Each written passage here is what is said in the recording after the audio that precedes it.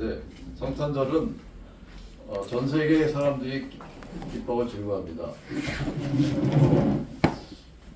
불교국가는 잘 모르겠는데 뭐 일본 같은 것도 불교국가잖아요. 근데 다 좋아해요. 성탄절을 북한은 모르겠어요. 북한은 성탄절 지키지 모르겠어요. 전 세계가 12월 25일 아니면 1월 6일 정교에서 1월 6일에 지키거든요. 1월 6일 7일 이렇게 지킵니다. 바로 그 예수님이 탄생하신 나라 그것이 이스라엘인데 예수님이 평화의 왕으로 오신 그 나라 이스라엘, 지금 이스라엘은 세상에서 가장 폭력적인 나라 중에 하나죠. 이제 이스라엘 나름대로 그렇게 폭력을 행사하는 또 나름대로의 명분이 있어요. 왜냐하면 하마스가 먼저 했고 자기네 안보가 위협을 받으니까 이런 좋은 기회가 왔을 때 완전히 안보를 확보하자 이런 전략이긴 한데 어쨌든 테러 단체를 없앤다고 하면서 무고한 시민들이 지금 죽고 있고 이런 상황입니다. 이거는 뭘 얘기하냐면은 이 세상이 모순덩어리라는 겁니다. 우리가 이 뉴스들을 보면은 이 세상은 정말 모순투성입니다. 근데 우리가 참 이렇게 잘 먹고 살고 평화롭게 산다는 거 이거는 참 기적이에요. 참 놀라운 일입니다. 놀라운 일입니다. 그래서 우리가 참 예수님의 이 탄생의 의미가 뭐냐라는 것을 분명히 알고 우리는 예수님을 믿는 성도이기 때문에 어떻게 살아가는 것이 정말 주님이 기뻐하신 것인가를 한번 생각해보는 그런 성탄주의 됐으면 합니다. 유대인들이 고난당한 역사는 굉장히 오래됐습니다. 주전 586년에 바벨론에 의해서 성전이 불타고 성이 파괴되고 주요 지배층들이 끌려가고 난 후 이제 70년 만에 이제 돌아오긴 했지만은 그 후로도 유대인들은 계속해서 이제 바벨론 다음에는 페르시아 다음에는 마케도니아 왕국, 마케도니아 알렉산더의 이 제국이 분열되고 나서는 디아도키라 그래가지고 이제 분열된 왕국에 이제 시리아 프톨레미 왕조의 지배도 받고 시리아 왕조의 지배도 받고 그러다가 그 마카비 이제 독립 투쟁이 일어났습니다. 이 사람들이 처음에는 종교의 자유를 위해서 투쟁을 했는데 나중에 정치적인 자유까지 얻게 된다 그래가지고 결국 그 시몬이 주전 142년에 독립 왕조를 세웁니다. 그래서 시몬의 그 왕조를 하스모니아라는 거예요. 그래서 주전 63년까지 한 80년 동안 약간 그 독립된 국가로 남다가 결국 주전 63년에 또 로마의 지배를 받아요. 그건 계속 로마의 지배를 받다가 예수님이 이제 오시게 되고 그러다가 주후 70년에 유대인들이 이제 반란을 일으켜가지고 전쟁 66년부터 이제 전쟁을 벌이고 결국 유대인은 다 이제 뿔뿔이 터지고 주후 132년에 바코바에 반란이 일어나가지고 아예 이제 유대인들은 팔레스타인에 출입 금지 이렇게 된 겁니다. 그래가지고 2000년 동안 전 세계에 이렇게 흩어져 살다가 1948년 5월 14일 독립을 선포하죠. 독립 선포하자마자 주변의 국가들이 이제 달려들어서 이스라엘을 지도상에 지으려고 그래서 전쟁이 벌어지는데 놀랍게도 이스라엘이 그 전쟁을 다 승리를 이끕니다. 1차 중동전쟁, 2차 중동전쟁, 3차 전쟁. 그래서 결국 이스라엘이라는 나라가 지금 세워진 거예요. 그런데 그 이스라엘, 지금 세워진 저 이스라엘은 성경 이스라엘하고는 관계가 없어요. 그냥 자기네들이 우리가 마치 고구려가 우리의 역사의 일부라고 생각하는 것처럼 그렇게 생각하는 것인데 구속사적으로는 의미가 없는 것입니다. 그리고 무엇보다 중요한 것은 지금 이 이스라엘 사람들, 유대인들이 예수님을 거부했다는 겁니다. 예수님도 유대인이잖아요. 근데 유대인인데 이 예수님이 오셨을 때 거부를 하셨어요. 성경에도 나오지 않습니까? 자기 백성이 거부한다. 그럼 도대체 왜 거부하느냐? 왜 유대인들은 예수님을 거부했을까? 여러분 그 생각을 항상 하셔야 됩니다. 그 질문을 하셔야 돼요. 왜 유대인들은 예수님을 거부했을까? 여러분 바울도 처음에 어떻게 생각했습니까? 바울은 유대교에 아주 그 충실한 사람인데 예수님 믿는 사람들이 이 유대교를 오염시킨다고 생각하고 막 씩씩거리고 다 잡아들이려고 가다가 자기 다메섹 도상에서 예수님 만나고 나서 확 바뀐 거 아닙니까? 그러니까 이거를 우리가 질문을 해야 됩니다. 왜 도대체 유대인들은 예수님을 거부했을까? 그거를 이제 오늘 말씀을 통해서 얘기하려고 합니다. 유대인들이 오랫동안 메시아를 기다렸는데 그 메시아는 유대인들이 기다리던 메시아는 성경의 구약에 예언된 그 메시아가 아니었어요.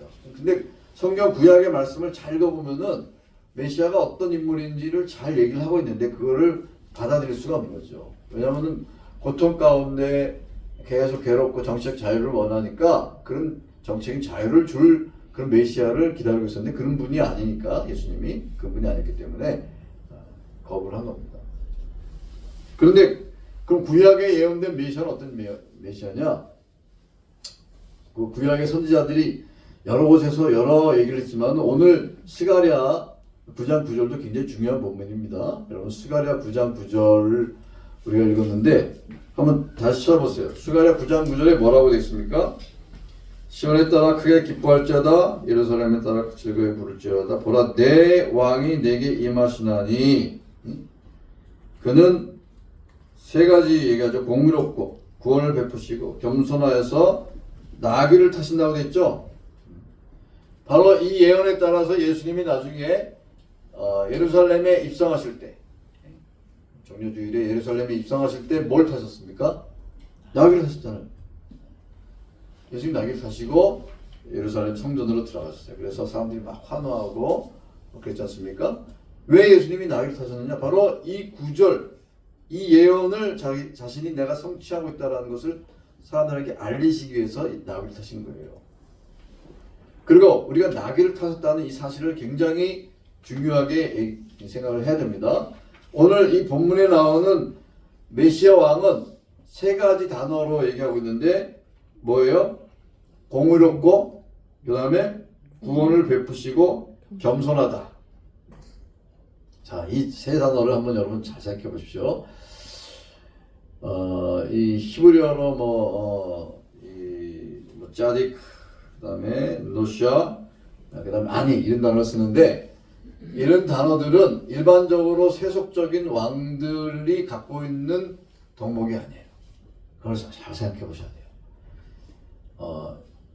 우리가 이 세상의 그 권력이 어떻게 작동되는가를 한번 연구를 하셔야 됩니다. 우리가 뉴스를 접할 때마다, 그 다음에 역사를 볼 때마다 이 세상의 왕들은 자기 자신이 갖고 있는 이 힘을 적절히 사용해가지고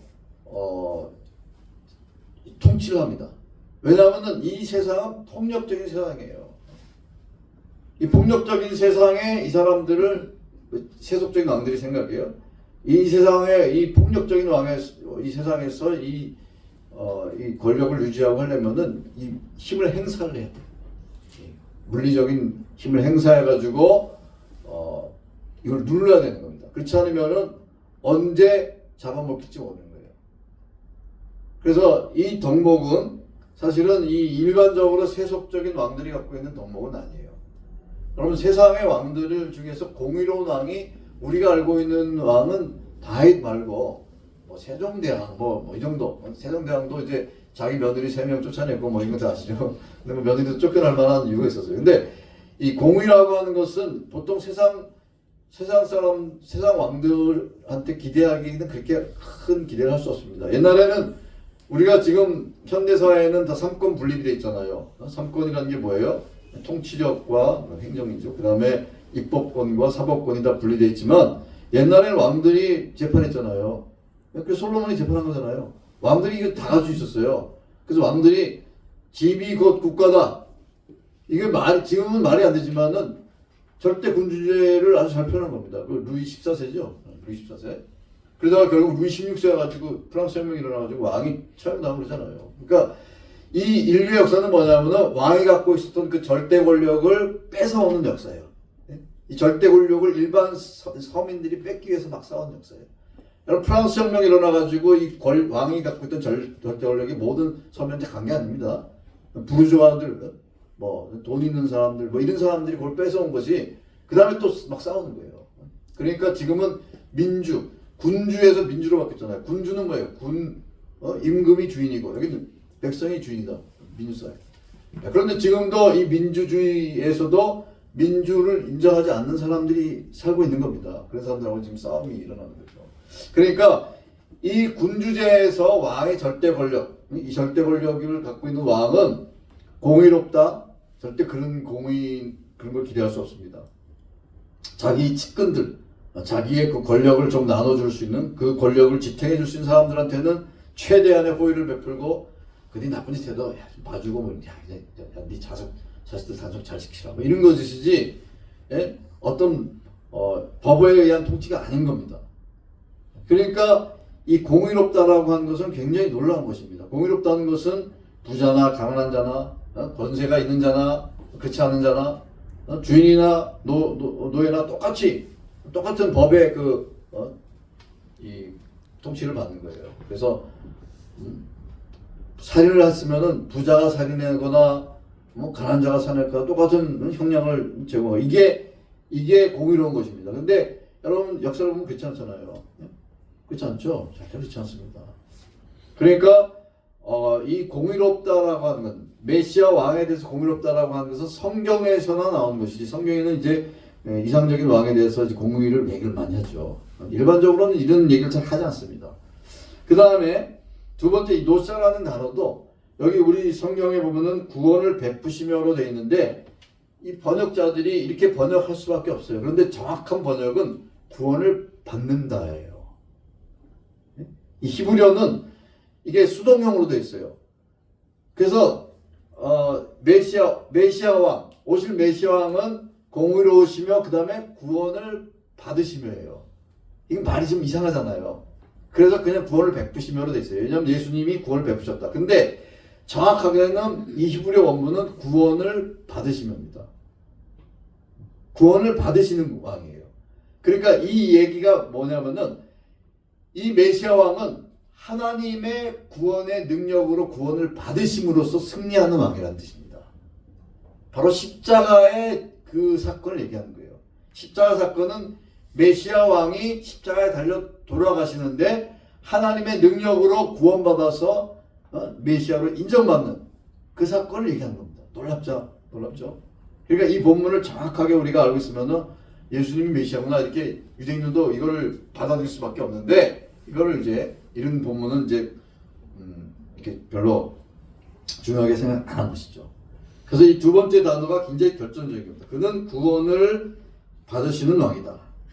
죽은 자 가운데서 부활하여 능력으로 하나님의 아들로 인정되신 그 사건을 얘기하는 것입니다. 그 다음에 세 번째 단어는 겸손하다라는 단어인데 이 히브리어로 아닌데 이 겸손하다고 이제 번역을 했는데 가련하다 혹은 곤고하다 고난당한다 뭐 이런 뜻이 있습니다. 그러니까 메시아 왕은 이런 특징을 갖고 있는 거예요. 겸손하다 아니면 고난당한다 가련하다. 이것도 일반적으로 세속적인 왕들이 갖고 있는 덕목이 아닙니다. 여러분 이 세상에서는 군주가 권력자가 겸손하면 어떻게 됩니까? 위험해요. 권력자가 겸손하면 어떤 일이 벌어졌냐 하면 이인자가 그 자리를 노려요. 이인자한테 제거를 당해요. 절대로 겸손하면 안 되는 겁니다. 권력자는 힘을 과시해야 돼요. 그래서 여러분 이 세상 사람들도 투표할 때 어떤 사람들을 저기 뽑냐면은 겸손한 사람 뽑는 게 아니라 좀 건들건들하고 깡패 같은 사람, 약간 깡패 기질이 있는 사람 이런 사람 뽑으면 되니까 그런 사람을 좋아해요. 왜? 그 사람이 힘이 있어 보이니까. 그러니까 그런 이미지를 연출해야지 사람들이 이 사람은 우리를 지켜줄 것이구나. 여러분 이 세상이 어떤 세상입니까? 여러분 군주제가 왜 필요했습니까? 사람들이 먹고 살고 이 전쟁터에서 막 화살이 날라오고 칼로 막 적들이 막 우리를 죽이고 이런 전쟁터에서 우리 왕은 어떤 왕이어야 돼요? 싸움을 잘해서 우리를 지켜주고 보호할 왕이 필요한 것이지. 그래서 그 왕이 좀 세금 좀 뜯어가고 좀 그래도 우리를 지켜줘야지. 왕이 힘이 없고 그냥 아주 겸손하고 그런데 힘이 없어. 그러면 안 되는 겁니다. 그것이 바로 이 세상의 왕이에요. 그러니까 이 세상이라는 원리는 어떤 원리, 이 세상은 약육강식 같은 그런 강식의 논리가 지배하는 그런 세상 아닙니까? 그런 세상에서 이 세상의 지도자는 우리를 지켜주고 보호해 줘야 할 힘 있는 사람인 거예요. 그런 사람한테 겸손은 덕목이 아닌 거예요. 그런데 메시아 왕은 바로 온유하고 겸손하다. 그러니까 성경에 나오는 지도자들은 다 온유하고 겸손했죠. 여러분 모세가 어땠습니까? 온유하고 겸손했잖아요. 모세는 온유함이 모든 사람보다 더하더라 이런 말씀 민수기에 나오잖아요. 그러니까 어떤 일이 일어나요? 여러분 모세가 온유하니까 어떤 일이 벌어졌습니까? 반역이 일어났잖아요. 고라 자손이 야 너만 무슨 하나님이 너한테만 무슨 지도권 주셨냐? 심지어는 아론과 미리암이 자기 미리암은 누나고 아론은 형이잖아요. 근데 동생이 하니까 이게 좀 뭐가 잘못됐네. 반역을 일으키잖아요. 왜? 모세가 온유했기 때문인 거예요. 모세가 이집트에서 사람 때려 죽이고 40년 동안 미디안에서 광야 생활했잖아요. 그 광야 생활 없었으면 모세도 혈기를 불렸을 거예요. 모세가 이집트에서 무술도 훈련도 잘 받고 있는데 어디 감히 이렇게 했을 텐데 모세도 40년 동안 양치면서 얼마나 단련됐겠습니까? 그러니까는 반란 일어나니까 어떻게 합니까? 엎드려가지고 하나님께 기도하는 거예요. 근데 모세가 이렇게 온유하니까 사람들이 반란을 일으키는 거예요. 그래서 이 겸손하다 이 덕목은 일반적인 세속적인 왕에게는 전혀 어울리지 않는데 올 메시아는 어떤 메시아냐?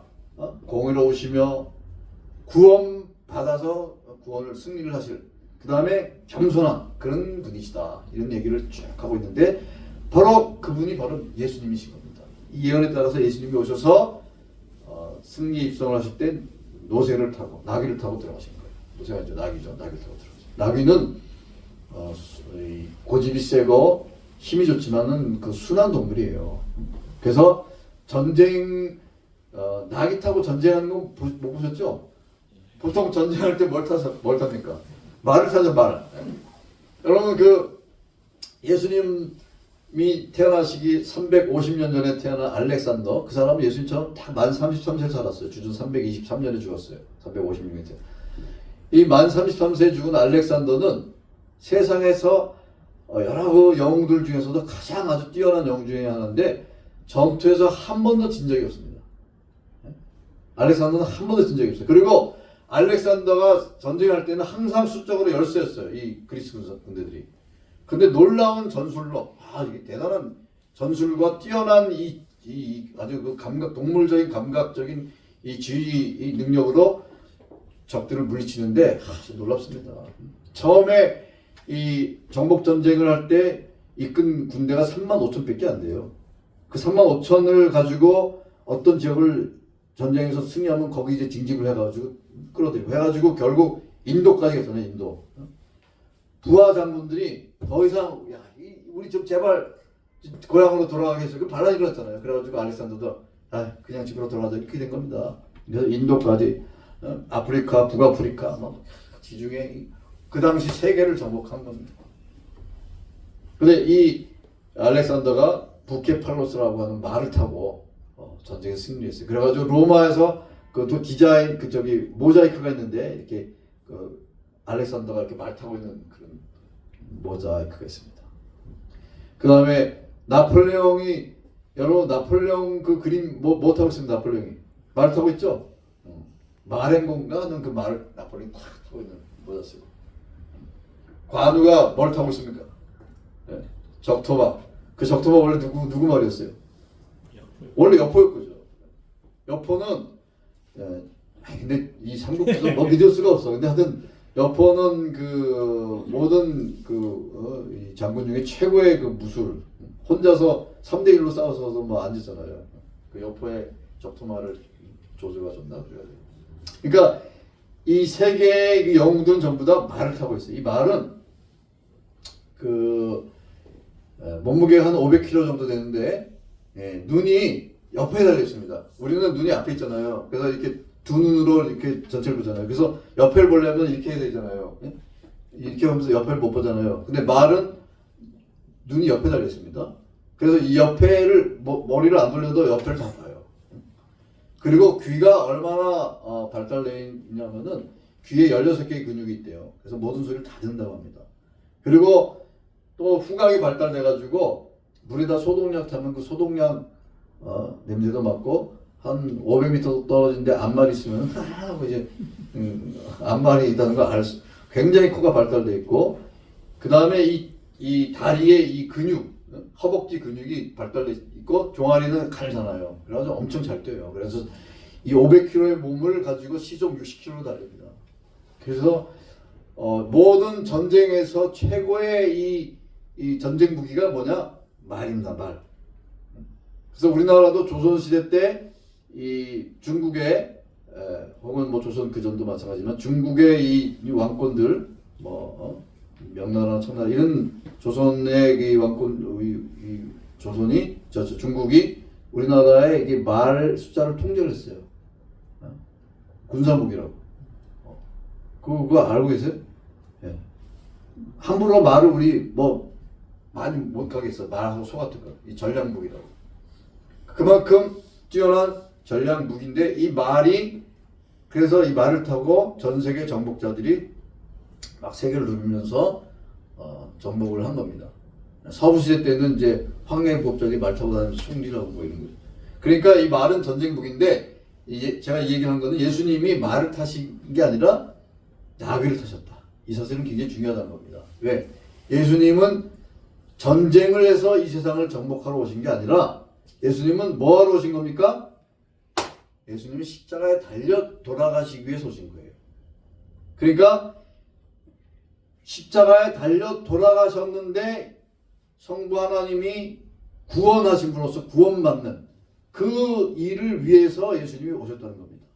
공의롭고 겸손하여서 그는 나귀를 타셨다. 그 예언에 따라서 예수님이 승리에 입성하실 때 나귀를 타고 들어가신 거고 그 예언대로 예수님이 십자가에 달려 돌아가신 것입니다. 바로 이것을 위해서 예수님이 오셨다는 사실을 우리는 항상 머리에 기억을 해야 되는 것입니다.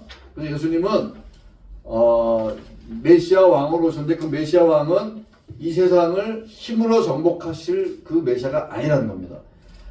하나님께서 갖고 하나님의 이 수하에 있는 천군 천사들 중에서 뭐 가브리엘이나 몇몇 천사만 동원해도 이 지구상에 있는 군대를 다 쓸어 없앨 수 있어요.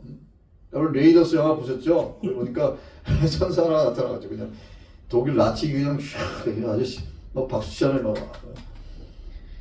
천사 하나만 있어도 그렇게 할 수 있어요. 그런데 하나님께서 그렇게 안 하시잖아요. 그리고 십자가에 달려 돌아가실 때도 베드로가 막 칼을 빼가지고 휘두르니까 하나님께서 12영이면은 한 영이 720인가? 네, 그러니까 14만 4천인가 하여튼 엄청난 수의 천사를 보내는 걸 못하시는 시어서 그런 줄 아느냐. 내가 워낙 요청만 하면 하나님 버리신다. 그게 하나님의 방법이 아닌 겁니다. 예수님의 방법이 아닌 거예요. 그래서 예수님이 바로 이런 그 메시아 왕으로 오셨기 때문에 유대인들이 예수님을 거부한 겁니다. 그런데 이 이야기를 사실은 이사야 8장 13, 14절인데 읽어보면은 하나님께서 그런 얘기를 하세요. 이사야 한 8장 한번 찾아보세요. 그것만 좀 읽고 가십시다. 이사야 8장 13절을 보시면은 13, 14, 15절을 구약 977페이지입니다. 977페이지.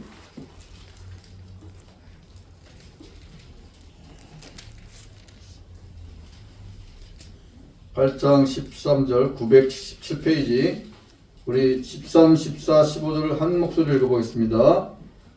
만군의 여호와 그를 너희가 거룩하다 하고 그를 너희가 두려워하며 무수할 자로 삼으라. 그가 성소가 되시리라. 그러나 이스라엘의 두 집에는 걸림돌과 걸려 넘어지는 반석이 되실 것이며 예루살렘 주민에게는 함정과 올무가 되시리니 많은 사람들이 그로 말미암아 걸려 넘어질 것이며 부러질 것이며 전체 걸려 잡힐 것입니다. 이 말은 무슨 말이냐면은 예루살렘 주민들이 우리는 예루살렘에 있기 때문에 안전하다. 성전이 있기 때문에 안전하다. 이런 잘못된 생각을 갖고 있었어요. 그런데 그렇게 너희가 그런 잘못된 안전의식, 야훼 하나님 안에서 너희가 안전을 찾아야지, 그건 잘못된 것이다. 그러면서 여기 보면 이스라엘의 두 집에 걸림돌과 걸려 넘어지는 반석이 되신다. 누가? 하나님이. 똑같은 원리를 십자가의 이 사건이 유대인들에게 똑같은 원리가 된 겁니다. 그래서 고린도전서 1장 22절에 아까 우리가 읽은 22절에 뭐라고 되어 있습니까? 십자가의 도가 유대인하고 헬라인에게는 뭐가 된다고요? 유대인에게는 뭐라고 그랬어요? 거리끼는 것이라 되어 있죠? 네? 고린도전서 1장 22절 다시 찾아보세요. 고린도전서 1장 22절 거기 보면은 유대인은 표적을 구하고 헬라인은 죄를 찾으나 우리는 십자가에 못 박힌 그리스도를 전하는 유대인은 거리끼는 것이다. 이 거리끼는 것이다라는 말이 나오죠. 그 다음에 이방인은 미련한 것이다. 이 거리끼는 것이다가 헬라어로 스칸달론이에요. 스칸달론. 스칸달론 어디서 많이 들어보셨죠? 스칸달론이라는 단어에서 스캔들이라는 단어가 나왔어요. 영어에 스캔들. 스캔들이라는 단어는 여러분 잘 아시죠? 스캔들이라는 단어가 영어사 찾아보면 추문 이런 뜻이에요. 추문 그 다음에 사건, 의혹, 비리 이런 거예요. 근데 이 스칸달론이라는 단어 자체는 덫이라는 뜻도 있고 죄의 유혹이라는 뜻도 있고 불쾌감을 주거나 혐오감을 유발하는 거 이런 뜻이에요. 그 스칸달론이라는 단어에서 스캔들이라는 단어가 나오는데 우리가 보통 스캔들 그러면은 추문을 얘기합니다. 안 좋은 소식. 얼마 전에 이 손흥민 선수가 이 코너킥을 쳤는데 골이 들어서 혹시 아세요? 오십사님은 관심이 없지. 이 기대값이 0.00이에요. 그러니까 누구도 그 골이 들어갈 거라고 기대하지 않는다는 거예요. 시청자가 5만 명 중에 한 명도 기대하지 않는데 들어왔다는 거예요. 놀라운 거죠. 이런 거를 스캔들이라고 하지 않습니다. 이런 좋은 소식은. 스캔들은 주로 나쁜 소식. 그래서 빌 클린턴이 루인스키 양하고 무슨 성적인 스캔들, 그다음에 누가 뇌물을 먹었다 스캔들, 누구 연예인이 무슨 이혼을 했다, 이런 걸 스캔들이라고 하죠. 별로 안 좋은 거. 이걸 스캔들이라고 하는데 바로 예수님의 십자가 사건이 유대인들에게는 스캔들이 됐다. 스캔들. 걸려 넘어지는 것이다. 왜? 유대인들한테는 십자가라고 하는 것을 도저히 받아들일 수 없는 거예요. 왜냐하면 그들의 율법에 따르면은 나무에 달린 자는 저주받은 자다. 어떻게 저주받은 자가 메시아가 될 수 있느냐. 이게 바울의 논리입니다. 사도 바울은 구약 성경을 이제 아주 박사냅니까? 그래서 구약에 나오는 본문들을 잘 알고 있는데 예수라고 나사렛 예수 이 사람은 나무 십자가에 달려 죽은 사람인데 이건 저주받은 사람인데 어떻게 메시아가 저주받은 사람이냐. 이건 있을 수 없습니다. 어떻게 이런 잘못된 걸 가르치고 점점 늘어나고 있지. 이 나사렛 땅은 내가 없애야 되겠다. 이게 하나님이 나에게 주신 사명이다. 나는 정말 선한 일을 하고 있다. 이렇게 생각하는 겁니다. 그래가지고 그러다가 예수님을 만나고 나서 정신 차리고 다시 성경을 보고 예수님 메시아 맞네. 이렇게 된 거예요. 그래서 자기가 이방인의 사도로 부르심 받았다는 걸 확신하고 온갖 박해를 당해도 유대인들을 향해서 복음을 전하고 이방인을 향해서 복음을 전하고 이렇게 한 사람입니다. 바로 예수님의 십자가 사건이 유대인들에게 걸림돌이 됐다는 겁니다. 근데 유대인들뿐만 아니라 이 세상 모든 사람들한테 예수님의 십자가 사건은 걸림돌이 될 수밖에 없는 거예요. 그래서 오늘 설교 제목이 뭐예요? 인류 최대의 스캔들. 여기서 스캔들이라고 하는 것은 추문 이런 뜻이 아니라 걸려 넘어지게 하는 사건. 이게 뭐예요? 바로 예수님이 십자가에 달려 돌아가셨다는 거예요. 바로 메시아 왕, 하나님께서 인류를 위해서 오랫동안 선지자를 통해서 연하게 하시고 그래서 이 땅에 보내신 그 메시아 예수님이 어떤 왕이셨느냐? 공의롭고 겸손하고 십자가에 달려 돌아가심으로써 구원을 이루시는 바로 그 분이시라는 이 사실 자체가 많은 사람들로 하여금 넘어지게 한다는 겁니다. 왜 그러냐? 이거는 우리가 이 세상을 살면서 세상이 작동하는 방식, 세상들이 추구하는 것, 이거하고 너무 정반대예요. 세상 사람들, 우리가 세상에 살면서 우리가 일주일 동안 뭐 세상에 살죠, 직장 생활 하죠 하면서 추구하는 건 뭐예요? 뭔가를 얻으려고 하잖아요. 얻어야 돼요. 어떤 보물이 있으면 그걸 얻어야 되는 거예요. 근데 반지의 제왕에서 그 반지를 어떻게 합니까? 반지를 없애려고 하잖아요. 이게 기독교적인 거예요. 그 톨킨이 그 기독 카톨릭 신자예요. 반지의 이 절대 반지를 없애려고 하는 게 이 목표예요. 왜? 이 반지는 없어져야 되는 거니까. 반지가 존재하는 한 이 세상은 폭력과 파괴와 분열이 되니까 이 반지를 없애려고. 근데 없애려고 가는 사람들도 그 반지에 욕심이 생겨가지고 막 그러잖아요.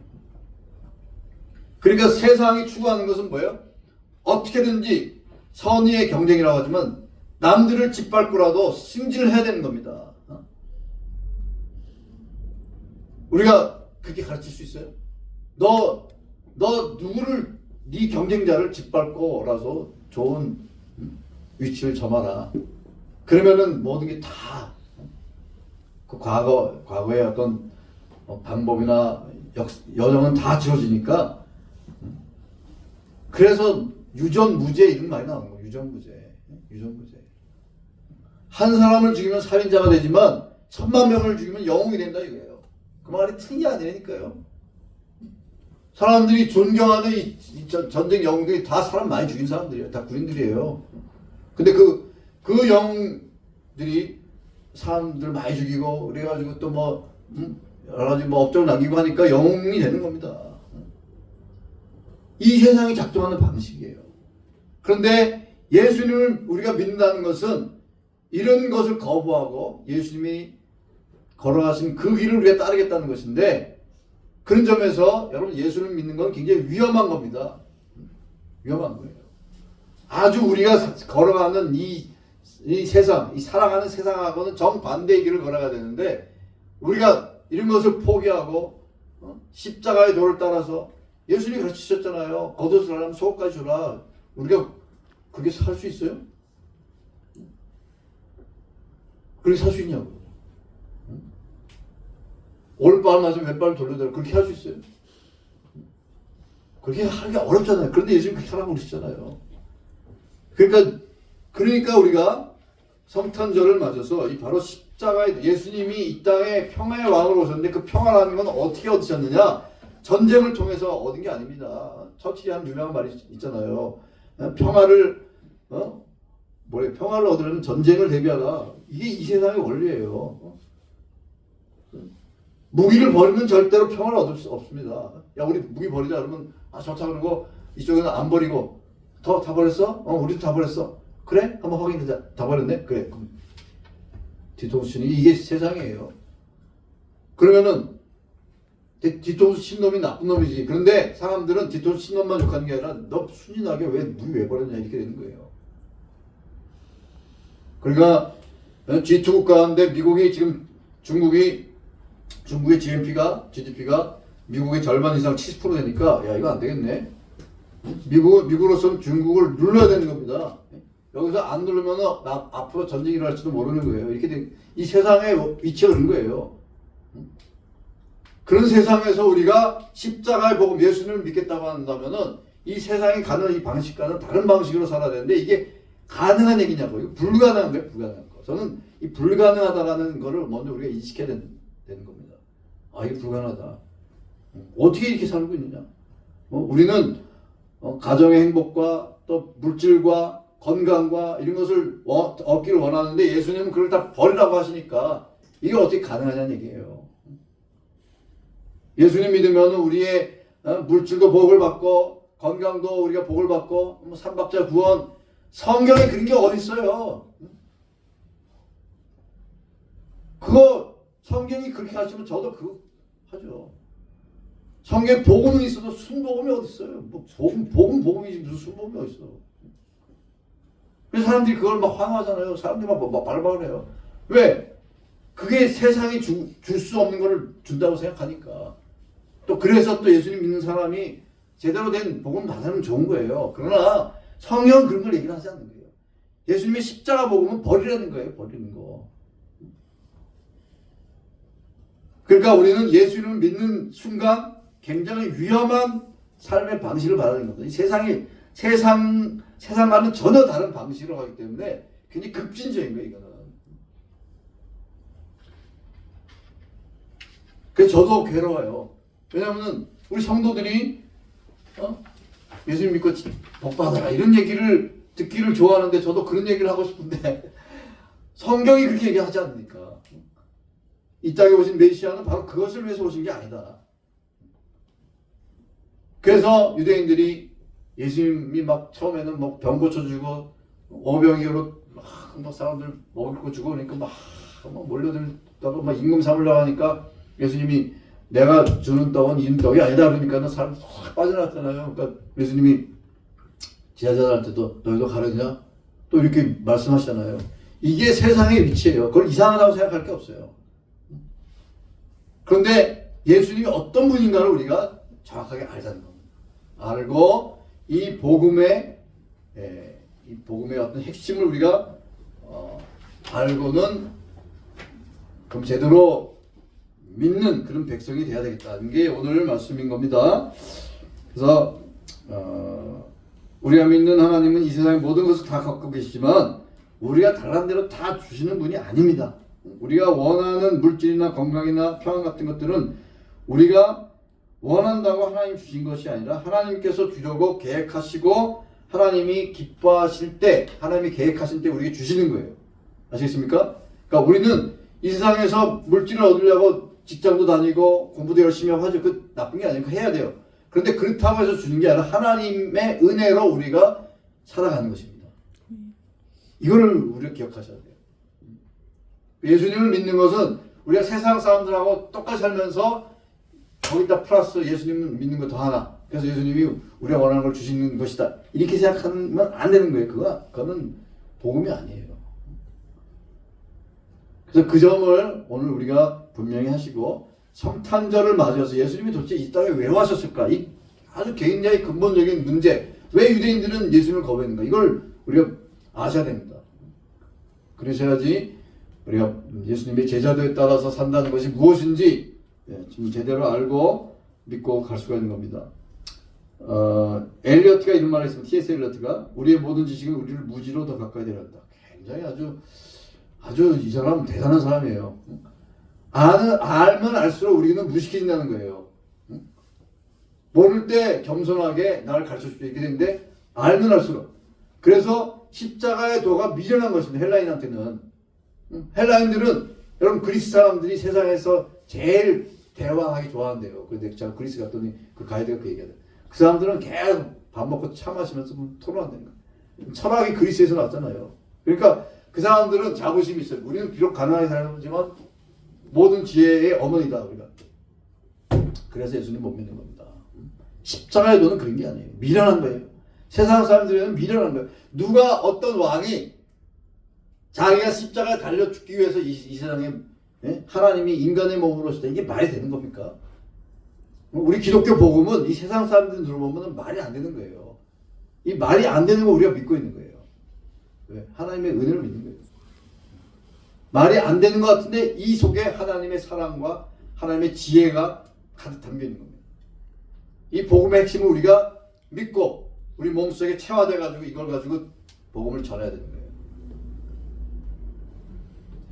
그래서 마지막으로 예수님을 제대로 믿으면은 그래서 복음의 본질을 제대로 알고 그래서 믿음이 필요한 겁니다. 믿음. 그래서 우리에게 믿음이 필요하고 이 성탄절을 맞아서 우리 섬김의 성도님들은 예수님이 이 땅에 오신 이 성탄과 이 복음의 본질이 무엇인가를 제대로 알고 제대로 믿고 그래서 이 십자가의 군사가 되어서 우리 주변의 많은 우리 영혼들에게 복음을 전하는 참된 우리 성도님 되시기를 바랍니다. 같이 기도하겠습니다. 자비로우신 하나님, 오늘도 주님 주신 말씀 가슴에 깊이 간직하면서 성탄절을 맞아서 예수님이 왜 이 땅에 오셨는지를 바로 알고, 그래서 주변에 복음을 아직 받아들이지 못한 많은 우리 영혼들에게 복음을 전하는, 참된 복음을 전하는 우리 순수한 신실한 성도들로 은혜를 베풀어 주시옵소서. 감사드리며 예수님의 이름으로 기도하옵나이다.